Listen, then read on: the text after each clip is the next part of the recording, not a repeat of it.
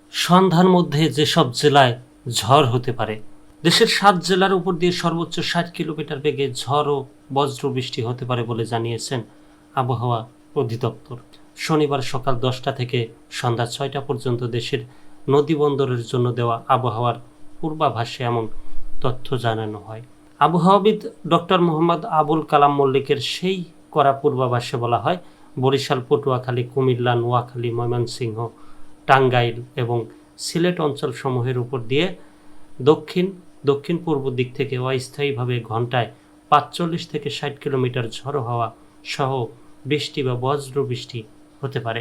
এ সময় এসব এলাকার নদীবন্দরগুলোকে 1 নম্বর সতর্ক সংকেত দেখাতে বলা হয়েছে।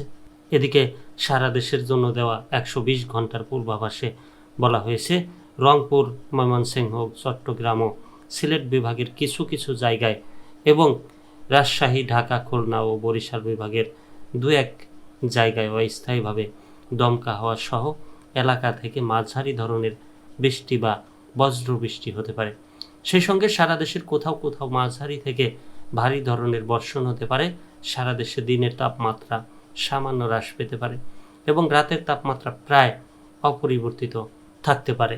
এদিন ঢাকা, নারায়ণগঞ্জ, মাদারীপুর ও কিশোরগঞ্জ জেলাসহ রংপুর, রাজশাহী, খুলনা, ময়মনসিংহ ও সিলেট বিভাগের উপর দিয়ে মৃদু তাপ প্রবাহ বয়ে যাচ্ছে এবং তা কিছু কিছু জায়গা থেকে প্রশমিত হতে পারে।